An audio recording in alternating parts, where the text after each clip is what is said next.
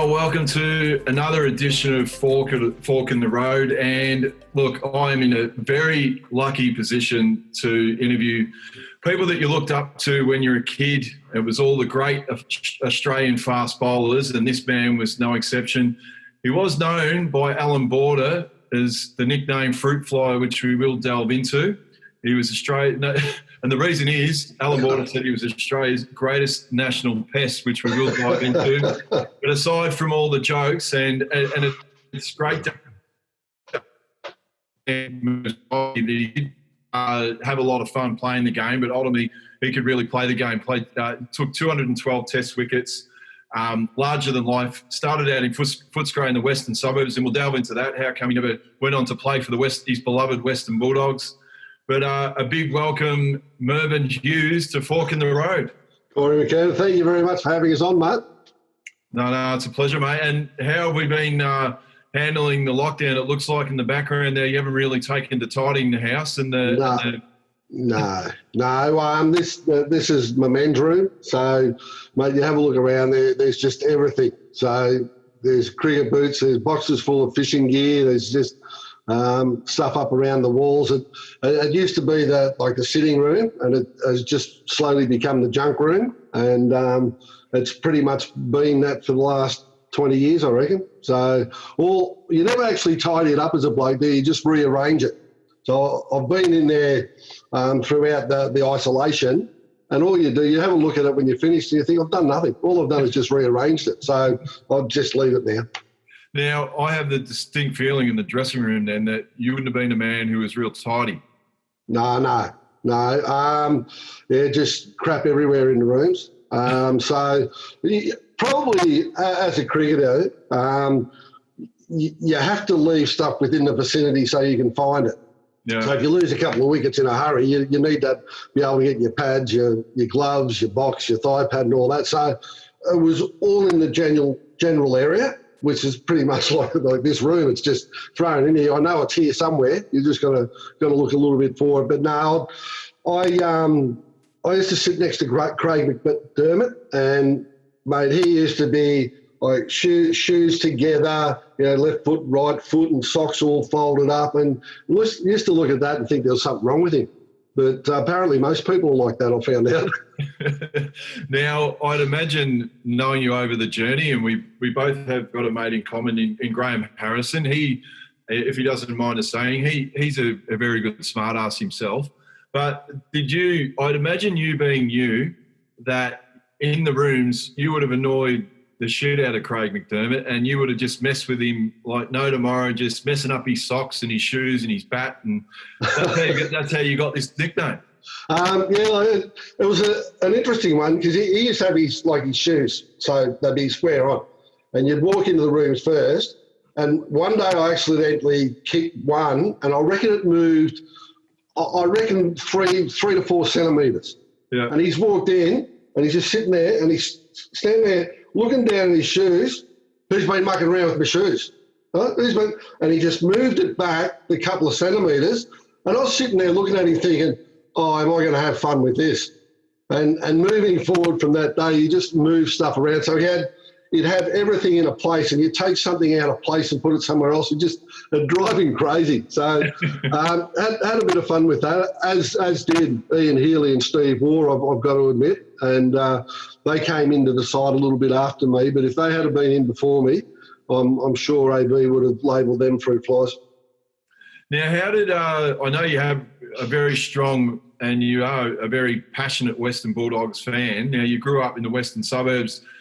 Was it ever a case that you did think about playing footy, because you got the build for footy, is 6'4" in the old scale, but did you ever think about, was it ever that choice of going on to think about playing footy? Well, it's funny how the cards get dealt, isn't it? So as a probably 16, 17, 18-year-old, that's all I wanted to do was to play football. So playing in the old VFA down at Werribee, playing there, and in those days it was a zone, not the draft as it is today. So still dirty on Dad. He built on the wrong side of Tarneet Road in Werribee. So Tarneet Road was a boundary between Geelong and Footscray. We were on the Geelong side, So actually got invited down to Geelong to train and went down there. And that was the same year that I got selected to play for Victoria. So went down, trained a little bit of pre-season with them, and then started playing the cricket, hoping to get a phone call at the end of cricket season, but didn't hear back. So the choice was made pretty simple. Geelong had probably an initial thoughts of getting me down there, but probably just saw me play a little bit more and thought I wasn't worth the effort.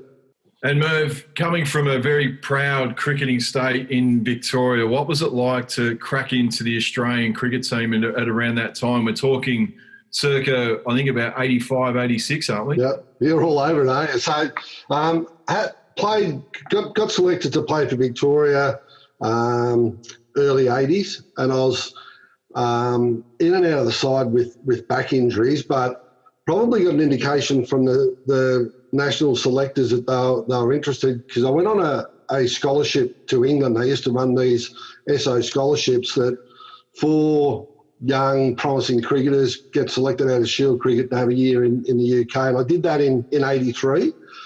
Came back, had a little bit more back injury, and then combining football and cricket, still playing in the VFA and trying to play footy for wherever in the VFA was just too much. So 1985, I had a year off the football just to try and get myself fit for the cricket side of things. So the football really didn't take off. Geelong didn't come back, and then I thought cricket was the go, and I needed to give that 100%. So went on a trip around Australia with a mate, 5.5 months, got away, just did a heap of fitness stuff. Came back in about the middle of August, and it'd been probably the fittest and strongest I'd been, and things just took off from there. And is that, yeah, look, I suppose often, like in your career, physical training didn't seem like it was your favourite, but it really sounds like that really set you up for to get in the Australian cricket team. It was basically just knuckling down and really understanding, hey, I've actually got a bit of talent here, but if I work my ass off, I'll get in the team. No, you're right there. I suppose, and you'd find that from your time at North Melbourne, that you see blokes with a lot of talent that come and go. If you're not prepared to work hard, they don't hang around.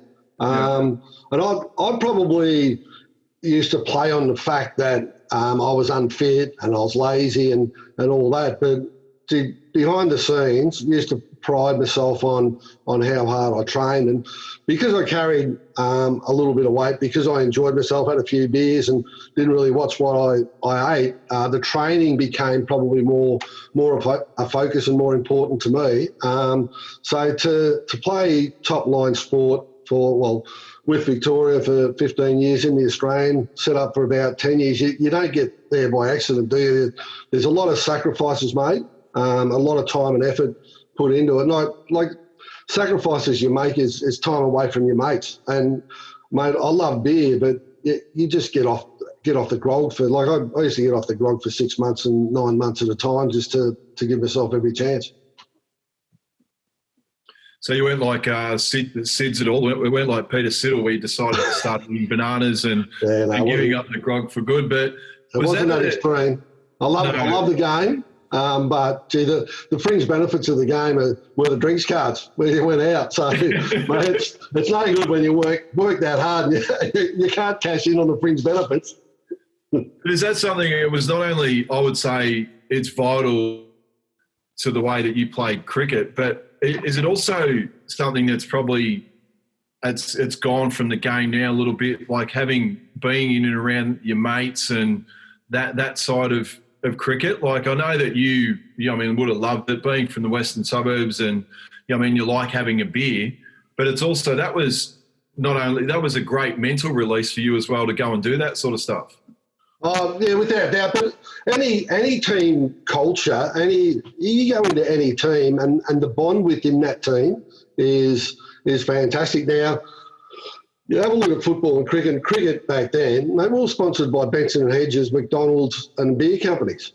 So what chance did you have? Now, you would have played AFL when it would have been cigarettes, would have been fast foods, and grog, and people are telling you, well, you can't have that stuff. Well, mate, I'm just supporting the sponsors. I mean, the sponsors are on board for a reason.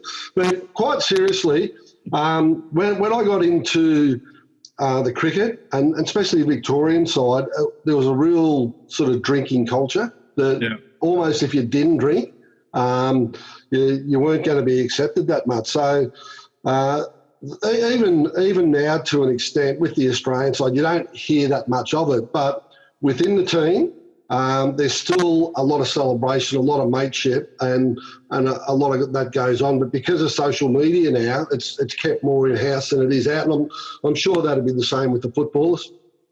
And is that, just looking at it from the outside, that's what Justin Langer seems like he's actually brought back to the Australian cricket team, that all he's done is tap into that rich vein of what Australians and what the Australian cricket team stand for. Yes, there was that other part, which was the sledging, and probably went a little bit too far in the way that they were playing the game. But the other aspect that he really seemed like he's tapped into is that after the game, if we win the game, we really get together and celebrate and have a beer together. Yeah, well, if you're mates within a team, I reckon you're prepared to go that little bit further for your mates. Where if you're just playing in a team where, mate, I can take or leave these blokes, I don't reckon you're going to give 100%. And of Justin Langer, what he did initially with West Australian cricket and then the Australian team was basically back to the future, was just get that mateship and that real focus and importance of being part of a team. And he did that with the West Australian team when he went in there. West Australian team was a bit of a mess, but I must admit he did have a bit of help with the Australian team, because the work that Darren Lehman did with the Australian team before Justin Langer was pretty good, and he had that foundation down. But I think anyone that knows Justin Langer and knows cricket knew that Justin Langer was the right bloke for the job, and you knew that he was going to get in and just get those traditions back, just mateship. And it's not so much about doing it for myself, it's doing it for my teammate. And that's what JL was all about.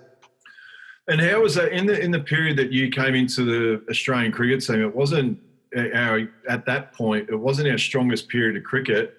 What did Alan Border do around that time from your eyes that really turned around the whole psyche of the team? Because obviously, I mean, there were some great, fighting wins at that time, but there were a lot of, we really did cop it a few times as well. Oh, yeah, without doubt. So if you remember, I got in 85 and the door was open because of the Rebel Tour to South Africa. So we lost 18 of our best players and more experienced players to South Africa just after rebuilding from World Series cricket. So the split between Kerry Packer and the established mob.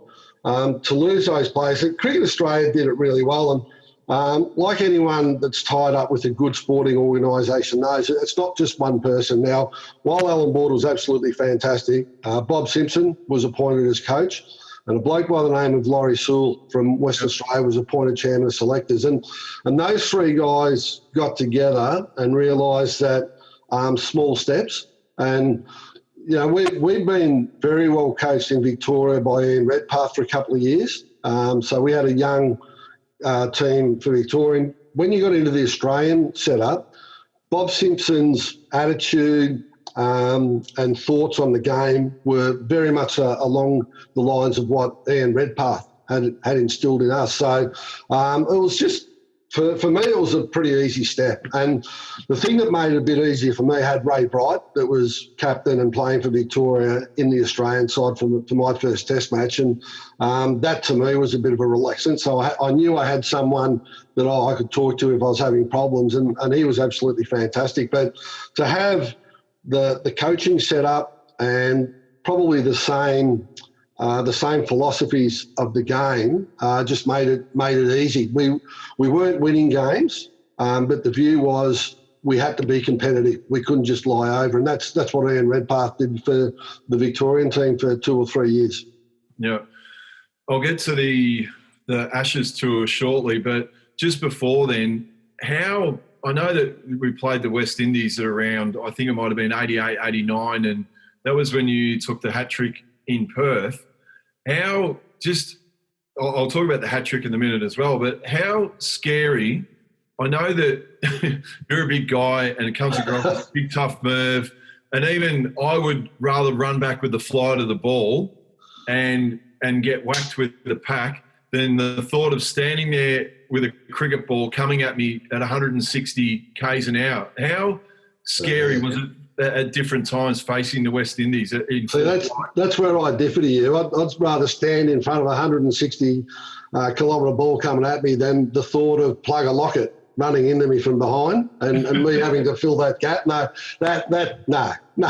So it's interesting how guys from other sports think what you do is brave, but we look at what you guys do and what the rugby players do, and I suppose it's a different sort of bravery. But of the West Indies, there's no doubt they were an intimidating side, and people used to talk about their 4 fast bowlers. So they had 4 fast bowlers for a long time that dominated the world, and when I got in, it was Malcolm Marshall, Curtly Ambrose, Courtney Walsh and Patrick Patterson. So the spinners were Hooper and Viv, and they were always going to take wickets because we're going to have a go at them. But from a young, inexperienced bowling lineup, the intimidation factor for me came from the batting side. Like the top 4 of the West Indies, Gordon Greenidge, Desmond Haynes, Richie Richardson and Viv Richards. So you got Tony Dodemater standing at mid-on, come on big fella, let's get a wicket. And you're looking at him saying, why? Well, we got to get a wicket. Well, if I get Gordon Greenidge or Desmond Haynes out, Richie Richardson comes in. Then if I get another wicket, Viv Richards comes in. Have a think about what you're saying. So it was interesting how people seem to be intimidated by what they perceive as scary, but for the bowling attack, that top 4 was an amazing top 4, well established, been together for a long time, and we were just forging a team. Yeah. So to get in and play against those guys, mate, it was just a real eye-opener.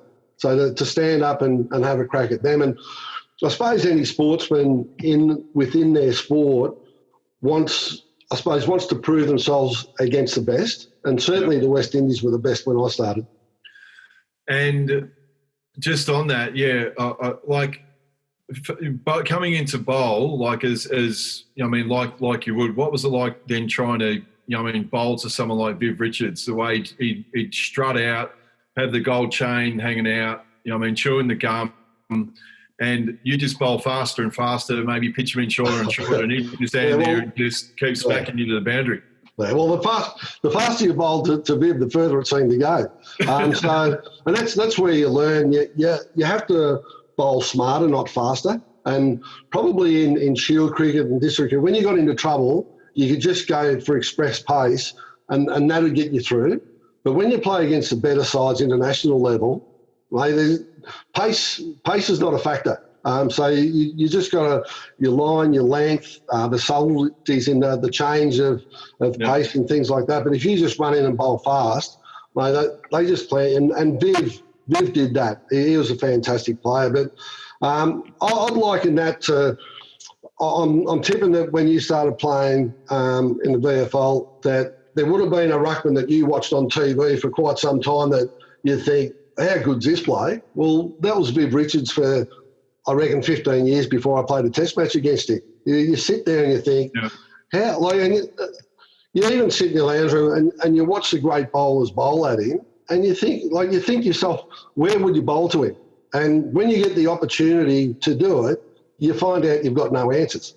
And I was very lucky that so him and Ian Botham and some of the great players, I came in at a time where they were at the end of their careers. So it wasn't as menacing, but gee, you could see just what sensational players they were. And I used to think to myself, I would have hated to play against these guys when they were in their prime. Yeah. And then you must have an enormous amount of pride. And even I still remember watching as a kid with the hat trick that you took in Perth. You're a little bit fired up after you took your hat trick, Merv, it's fair to say. Yeah, probably one of the biggest send-offs in international cricket of all time. I think that was the start of banning the send-off to batsmen. But yeah, it was a build-up of a lot of things, and that we'd lost the first test in Perth.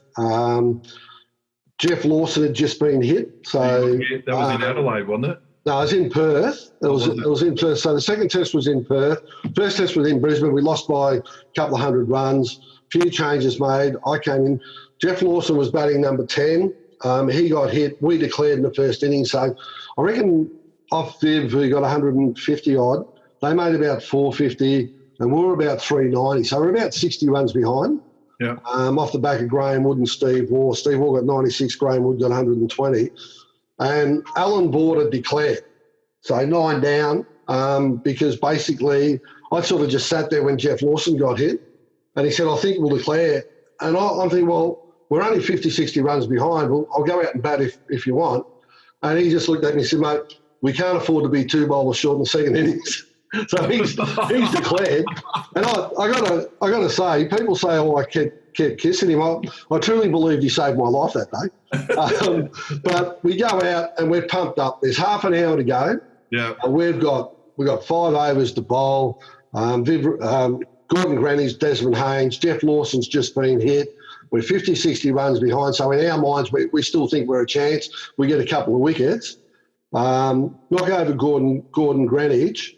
And with the hat trick, it was an interesting one because it was over 3 overs and 2 innings.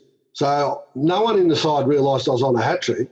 We were pretty happy that we got Gordon Greenwich out. We had the West Indies 1 for none. We're beating our chance thinking we're a chance here. Richie Richardson comes in, plays and misses at the first one. I say play and miss. If you look at the replay, I reckon he played about a foot inside it, but I'm taking a play and miss. And there's a bit of carry on. And then at the end of the over, that over's a maiden. Steve Waugh, at the end of Tony Dodemade's first over, so the second over of the innings, jogs down, cap and jumper, and just says, I think you got a hat trick. I said, no, I don't think. He said, no, have a think about it. I said, no, I needed Richie Richardson. He said, no, have a think about this. Last ball of your second last over, first ball of your last over, and that was change of innings, and then first ball here. And I said, I don't think so. And he said, I'm pretty sure you had. I said, well, what makes you so sure? He said, we just heard it on the PA system. So no one knew. I don't think anyone in the side knew that I'd got a hat trick. We were just over the top for getting such a fantastic player out. And as I said, the situation of the game, Jeff Lawson had just been hit, the timing of it all. So we were pretty happy with that, to be honest. And then, look, all jokes aside, it's sort of like the way that you went about your cricket. There were 2 different parallels. There was the fun aspect, which I really relate to, that everyone relates to, that you really got to enjoy the game to play well. But there was also the fierce fast bowler, I've got to come in, run in all day. How did you get in the best frame of mind to perform and, ultimately perform?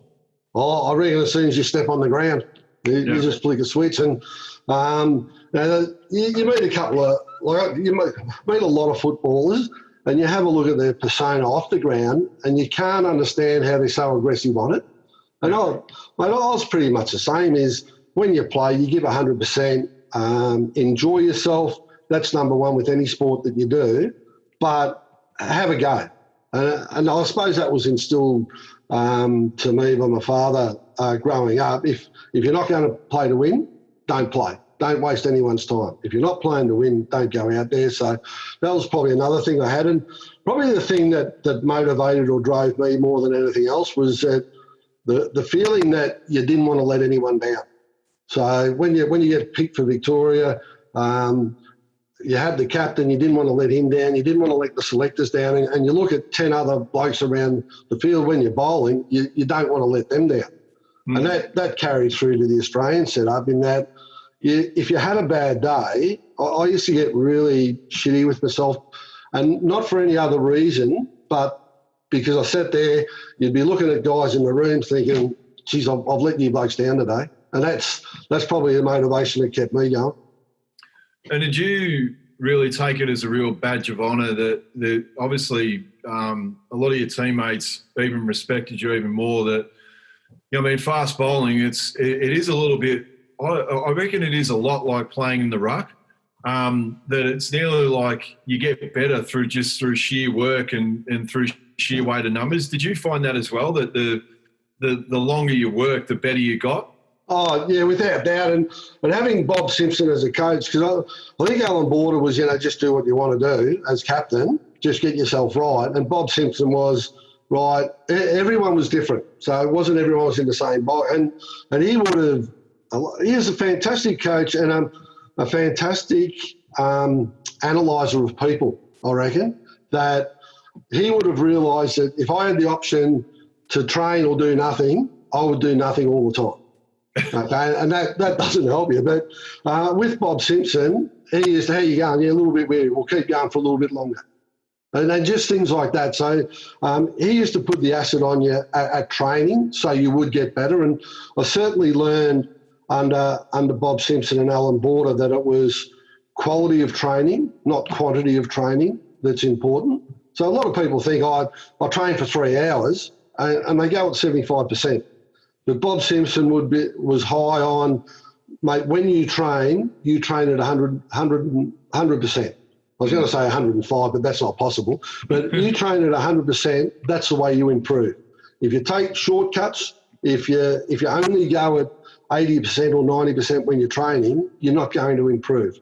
So get yourself right at training. And, the old adage from all the coaches back in the day, or back in those days, was perfect practice makes perfect performance. And certainly Bob Simpson sort of adhered to that. And he worked me at training where other bowlers would say, do you think you need to be doing that much? It's, well, it seems to be working. So, if it was up to me, I wouldn't be. But I just think that Bob Simpson was a very good people person and very good at understanding what you needed to be at your best. And I certainly needed someone on my back to push me a little bit further.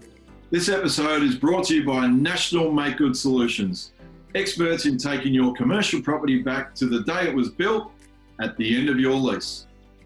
And how do you think you go today when you hear about load management and things like that? Because do you ever think, and this is my theory, I think sometimes you need to go until you feel like you've just got a feeling. How do you think you'd go with, hey, Merv, you've done enough. We've looked at your GPS numbers and they're well and truly, they're up too high, so we're going to rest you. Like, how do you think you'd go with that? Probably in this day and age a lot better because of the amount of cricket that they play. Yeah. And Lloyd, you're a little bit younger than me, but around the same year now. We had pre-season training for 3 months. Yeah. The season started October. We finished in March. We had 3 months off. Now, that 3 months off was, I probably saw you blokes at the tunnel a couple of nights in Melbourne, but the 3 months off to me meant 3 months off. Yeah. I'd get to the first training session and they'd say, you've let yourself go. Well, that's why we got pre-season training. I've got 3 months to get fit. And then as it extended out, by the time I'd finished, we were finishing at the end of March into April. Training was starting the middle of May. Okay, so the second Sunday in May, and we had to be at a required fitness level. So there's no time off. So we had that time off. So you could go for 9 months because you could see light at the end of the tunnel. But of the Australian cricketers now, and of the AFL footballers, of the rugby league players and that, you have a look at it, and number one, physically, but number two, mentally. Like they get a couple of weeks off. If they don't play finals, virtually pre-season starts before the grand final finishes. Yeah. Now, how the hell are you supposed to maintain a fitness and a freshness mentally to go for 11 months? Because when we started in May, well, you can remember, I can just remember as an old grumpy prick that didn't want to be at pre-season training that long. And the guys, come on, let's put in here. Yeah, guys, let's keep this intensity up for another 9 months. And people have looked at you. Well, that's what we got to do. Mate, let's just get fit, enjoy our pre-season, and when the season starts, just reassess it. But all the guys now, and especially the cricket, they come off the season. They were supposed to. They had a tour to Bangladesh. They got a tour to England now for 1 days and 2020s. And there's I can't see any period of time where they can just drop their shoulders and say, oh, you're a beauty, I've got time off. They're always preparing for the next series or the next game. And you just think you can't maintain that for 10, 12, 15 years. But they do it, and they do it well. And that's and getting back to your question, that's why I think that players now need that regimented training where you've done too much, you need to have a rest. And when I was selecting, my two best mates were the conditioning bloke and the physiotherapist. Because the strength and conditioning bloke would tell me when blokes are going to break down. And if you kept pushing them, they would. So that's why you've got to ease off these blokes. And all sports, so who would have thought in AFL football, like back when you played, someone walked up to you, oh, we're just going to manage you this week, we want you to have a week off. Well, what would you tell them? I know what the answer would be. Yeah, exactly. And that's the same there. But when you're playing, like what you had now, you've got you have in the past you've had your pre-season training, then your pre-season matches, your practice matches, and then your season. And the season's getting longer and longer because there's more teams in the competition. Okay, and you just think, I can understand why teams, like the biggest asset any sporting body's got is their players. Yeah. So I can understand when they go, Corey, listen, mate, we've been going really well. We're going over to Adelaide. They're not much this year. What we want you to do is just have a rest, have a weekend off. Okay, just freshen up. One, physically, because we think you need it, but two, more importantly, mentally, because we're going to need you for the back end of the season. I reckon modern players understand that, where guys of our era just think, what is going on here? But having been involved not that long ago now as a selector, I can understand why it's done. Yeah. And onto, now you can clear this story up, whether I'm pretty sure it is actually true. The David Boone, you talk about great moments. Myth and legend. The great moments in Australian sporting history and great sporting performances. And is it true the David Boone Cairns record from Melbourne to London and the shift work that went into it and the preparation that went into it by you blokes? Well, Booney doesn't like us talking about this, but... right, he won't say it, Merv. He won't tell him. It always gets back. As soon as you mention this, it always gets back. Listen, people think that 52 cans was but that's wrong. That's crap. I was on that plane. It was 53, and it was like Booney's probably the second best I've ever seen. Second best, and I reckon, like you obviously know your cricket. I reckon I could give you 100 guesses. You wouldn't get the first best. You wouldn't get the best. The gold medalist by the length of the straight is Bruce Reid. Bruce Reid. Remember the matchstick from WA? If you've seen him lately, he looks like a triplet with one head. He is massive, and he loves it. So Booney, you get into a shout with him, and you die of boredom because he'll go all night, but he just drinks at his own pace. Yeah. And then you got Bruce Reid. It's exciting, the prospect to try and stick with him, but you never can. So you're caught in two worlds. But talking about the West Indies before, I can honestly say there's only one thing that Australian cricketers feared more than going out to bat against the West Indies, and that was getting caught in the shout with Bruce Reid. He was phenomenal. But Barney, he had a fair crack in '89. It's well documented. And myth and legend don't carry on for so long if it's not true. That's all I'm going to say. That's all you're going to say. Okay, so just for everyone out there, the one bit at the end that I do like, and if this is true or not, that after you got off the plane, I think you had a press conference with Forex at the time, which for you would have been bloody hard to do, being a Victorian drinking Forex. Mate, but have a think about this. I was hampered from the start because they brought in this thing. Like, I just signed a contract. They brought in this weight thing. So on that tour, everyone that put on a kilo, every time you put on a kilo, you're going to get fined $1,000. Now, in this day and age, that's not much. back then it was about 25% of our pay. So I got this thing when we left for England. So I was too scared. I wasn't drinking. I wasn't eating. I'm bloody starved myself on the plane. Didn't have a drink. Watched all these other guys, whole boonie through, and you just think, I'm not doing a team thing here. But you just, it was a bloody nightmare for me.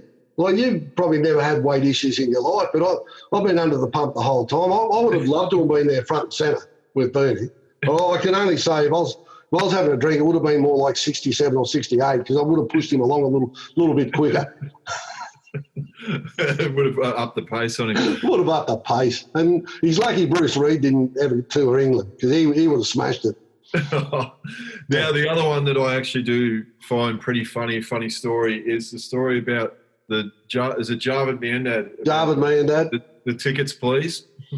Adelaide Oval. Yeah, no, we got it. And I'm sure that any football at any level, and cricketers don't really understand that at lower levels, that, mate, you have targets and you have players that are off limits. Okay, and you'd understand that from your footy days, is that you play against someone, you know who's physically weak, you know who you can run at and intimidate. Okay, with cricket, we always spoke about who we'd go at verbally. So,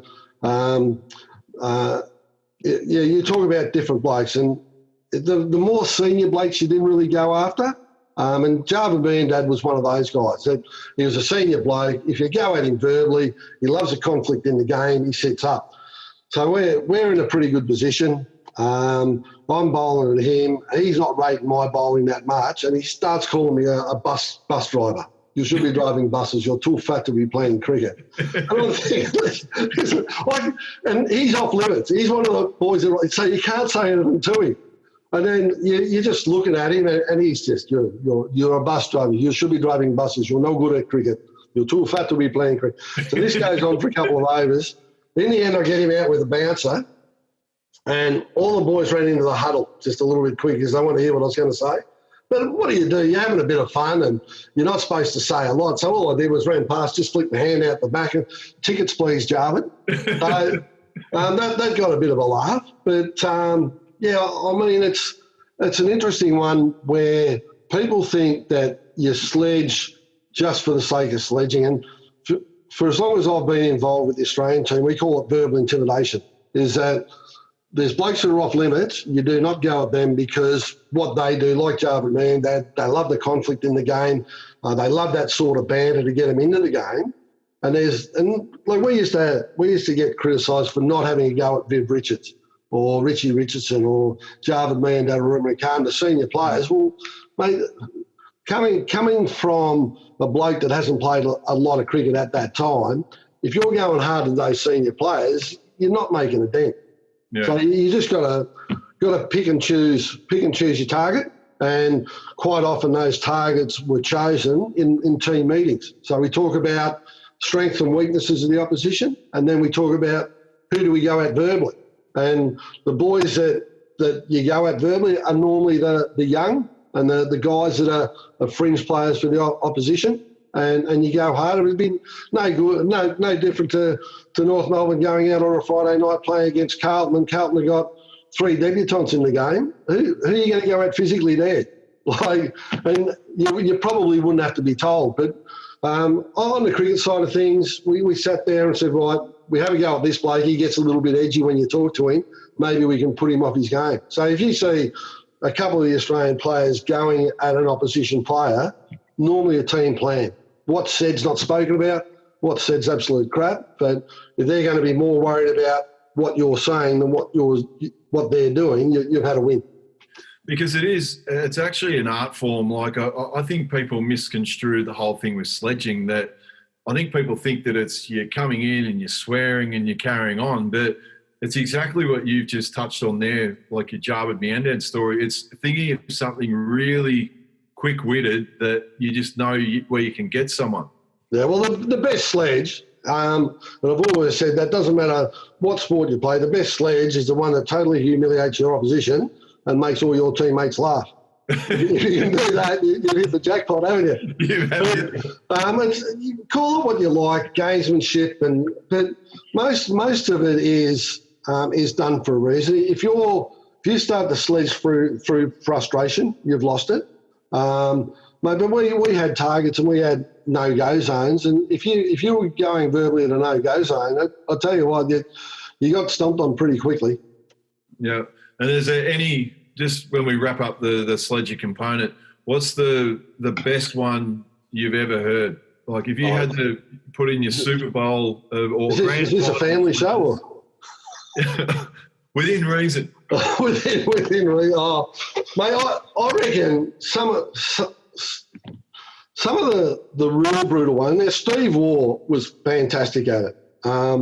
Steve Warne said what most people wanted to say, but wouldn't do it. You just think, oh, and probably the best Steve and Shield cricket. Like people say, when we play for Australia, we go hard at the opposition. Steve Warne always said when we played Shield cricket, we went harder at each other than we ever did at international level, and that was pretty true. But of Steve Warne, he was a master. So stand at gully, have a bit of a crack, and when he batted, guys would try and get in. And he was one of the blokes that loved it, loved the conflict in the game. So the best one I've heard was Steve Warne playing for New South Wales against South Australia. Goes out to bat. South Australia won the toss on a green wicket. New South Wales in trouble, 3 for about 20, 3 for 30. So under a bit of pressure. Steve Warne goes out, takes centre, tapping down the wicket, walk down the wicket, tapping down the wicket as those bloody batsmen do. I don't know why. And then he's taken a little bit too long. Now, Jamie Siddons was a fantastic player for Victoria and South Australia. He was captain of South Australia, and he may have thought that Steve was taking a little bit too much longer. And Jamie from second slip, come on, Tugger, get a move on. It's not a test match. And with that, Steve Warne stopped what he's doing, looked back at Jamie Siddons and says, I know that, Jamie, you're playing. And you just think, mate, that's just cold.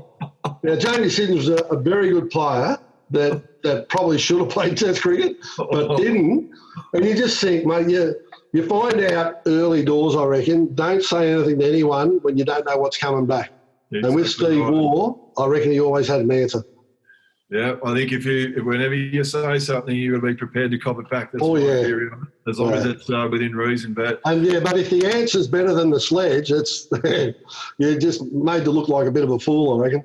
Exactly right. Now, I've been fortunate enough to play in a full MCG a couple of times when you play in the grand final. But what is it like for a Victorian to play at the MCG in front of a packed house? But even more importantly, you got your own people down there on the fence. What was it like in those days when you'd strut down to Bay 13 and just watch what had unfold? It was awesome. There's no doubt about it. And, playing football at your home ground, obviously the crowd's going to be on your side. So if you do something, well, the roar's just a little bit quicker. Like the Friday nights at North Melbourne used to own at the MCG, and you were playing at that time. Yeah. Like every second Friday night at the MCG, if you did something, the roar was fantastic. So I've always said there was only one thing better than being in the Australian side playing at the MCG, and that was a Victorian in the Australian side playing at the MCG. The support that we got was fantastic. So you go up to the Gabba, Matthew Hayden hits a boundary, the roar's just that little bit louder than if Steve Warne hits a boundary. You go to the Sydney Cricket Ground, vice versa. Okay, you come down to Melbourne, and the guys at Sydney reckon they've got a great stadium up there, the Sydney Cricket Ground, that holds 43,000 people. Like, if you want to play in front of a big crowd, come to the MCG. So you play Boxing Day there, 80, 90,000 people. You play a day-night there, and the day-nighters have sort of slipped a little bit, but when I played, I didn't play that many, but when you played at the MCG in a day-night game, mate, the crowd, 70, 80, 90,000 was massive. And they were there to see Victorians in the Australian team do well. So you go down in front of Bay 13, the support I got down there was absolutely fantastic. Seriously, you grew another leg. You just bulge out a little bit. and again, it gets back to that you didn't want to let them down.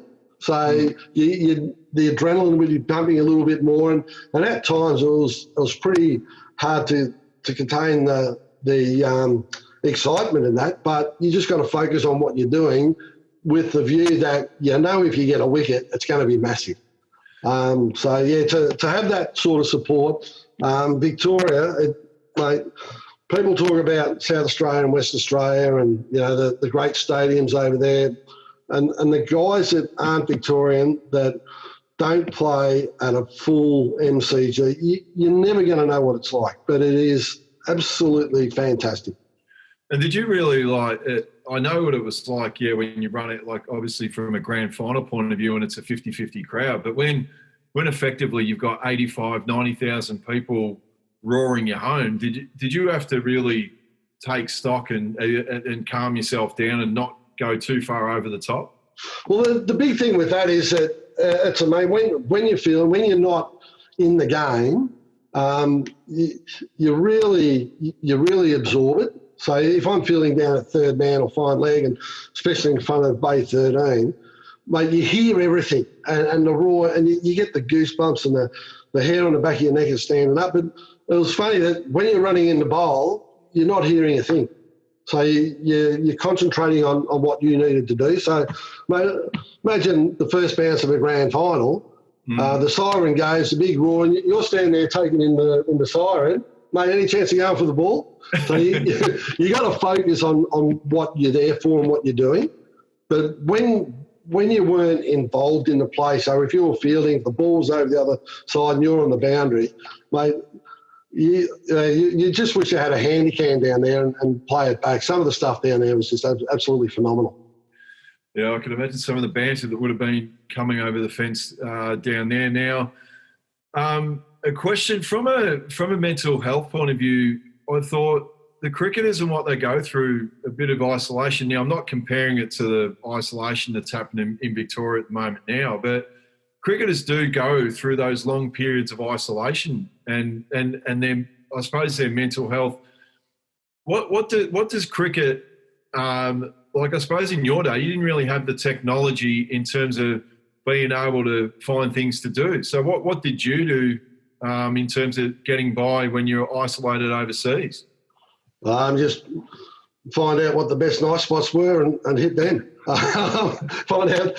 So it's amazing that you go away with 17 blokes and you've got, like we had probably maybe half a dozen, maybe 8 support staff. So you had your coach, your manager, scorer, you had guys, physio, doctor and all that.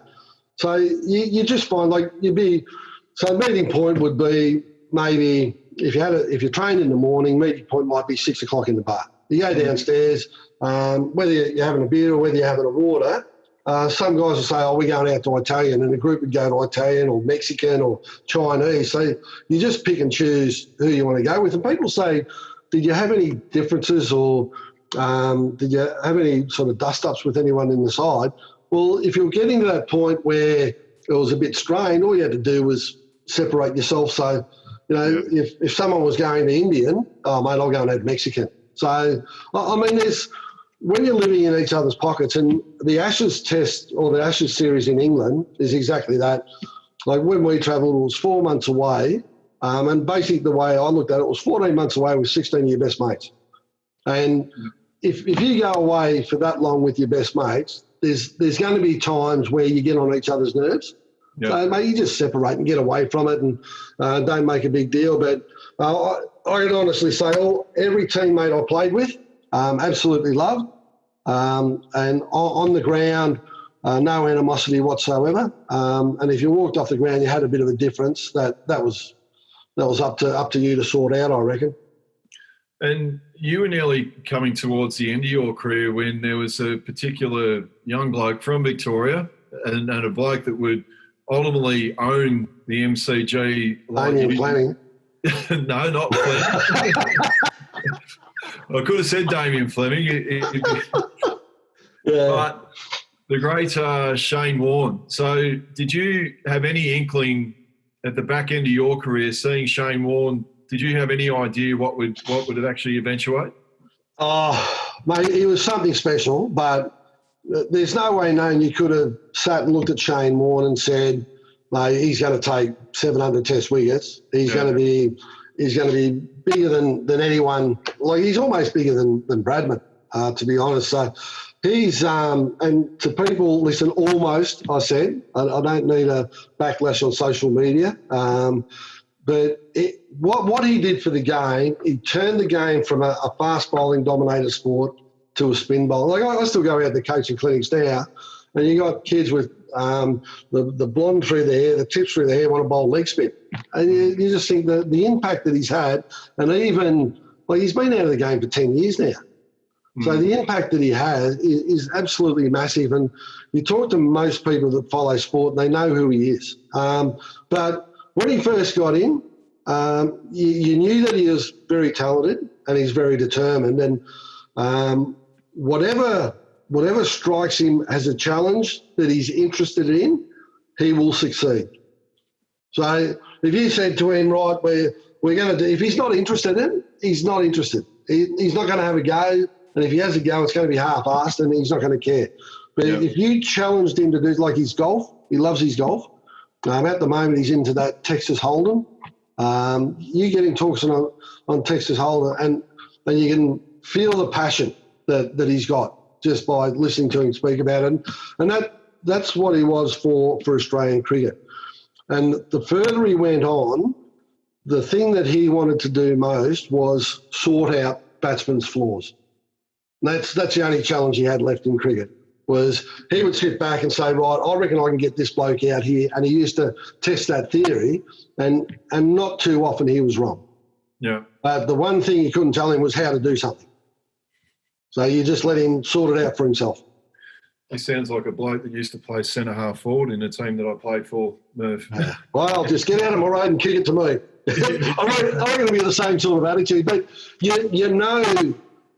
And probably when you saw Wayne Carey as a young bloke, you just think he's not a bad player. But did you ever think that he was going to go on to be what he's become? Yeah. So that was the same with Warne. You knew he had the talent. You knew that it was a challenge to him. And the more you find out about him, the more challenging something is to him, the more likely he is to succeed. Yeah. No, he certainly is. He turned into a freak. But outstanding. Now, look, obviously the name of what we do with this series, and everyone that we've asked, from John Daly to Eddie Maguire to Wayne Carey, it's called Fork in the Road. Now, everyone, I think, in their sports, business or entertainment career has that fork in the road moment. Where was the fork in the road moment for Merv Hughes, where things could have gone either way, but they went, fortunately, one way for the better? Well, I'll look back on this and just think the time that I got invited down to Geelong, training down at Geelong, got selected to play for Victoria, and it's still, the fork in the road for me was being selected to play for Victoria, probably before I was ready, to give me a taste of what playing at state level cricket was, because if I hadn't had that, I probably would have pursued the football. And if you go back, and it's sort of been pointed out that the fork in the road decision by selectors and the powers to be from Victoria at that time served a number of players pretty well. So you had blokes like Jamie Siddons that was playing footy with Sydney Swans, South Melbourne, but got picked to play for Victoria. You had Simon O'Donnell that was playing at St Kilda that got picked to play for Victoria. Had Tony Dottermaid, Damien Fleming, other guys that were invited to train with AFL squads that probably got picked to play for Victoria, that changed the direction they were going in life. And certainly that happened to me. I was picked before I was ready. There's no doubt about that. But if I hadn't been thinking about playing football, if I hadn't been sort of chased by Geelong, I don't think I would have been picked for Victoria. If I hadn't been picked for Victoria, I would have just kept playing footy down at Werribee. Yeah. So that to me, my fork in the road is that, and even now, if you follow guys that are very good young cricketers, comes to the choice of playing cricket, playing football. Like in the time we lose in Victoria, we lose 7 of our best 10 under 17 to under 19 players every year to Aussie rules football. And you can't blame them for that. So there's got to be encouragement given to cricketers to keep them in the fold. And certainly I was handed that olive branch and certainly changed my life, because I probably would have thought that I would have pushed harder as a footballer if I hadn't got that. Well, look, Merv, fortunately for Australia that we're lucky enough to see your career. I know, look, as I mentioned off the top, I think every kid, and I was no different when you got to see the likes of you and Dennis Early and all the great fast bowlers that bowl for Australia when they're charging in and doing their thing. I think when you're a kid, there's no greater hero than an Australian cricketer who can bowl bloody fast, with the greatest respect to Warne. Yeah. You can't beat. It's like the big power forwards. It's like the guys who hit it far. We love that fascination with bowling fast, and it was not only that you bowled fast, but it was the fun and enjoyment that you brought to a lot of people in the game, and the famous Bay 13 stuff. But look, on behalf of everyone, it's been a privilege to sit down for an hour. Maybe we should have had a couple of beers going at the same time. But, would have got out of hand, Corey. Yes, it would have got out of hand, and we would have been talking about the tunnel once again, which we would have. But look, on behalf of everyone, I know that when lockdown's over, I'll definitely look forward to catching up, and maybe we get to see the Doggies and the Kangaroos in the finals once more. Well, hopefully, fingers crossed going forward. And mate, thanks for your time. Been a really good chat. And as I say, like as a cricketer growing up, love the football. Obviously North Melbourne in the time that you were there, to watch you guys play on a Friday night, not being a North Melbourne supporter, was awesome. But yeah, love my Doggies. And geez, 5 years ago, who would have thought that would have happened? But happy days, and fingers crossed they can win a few games and make the finals this year. 100%. Thanks a lot, Merv Hughes. Cheers, Corey. Thank you.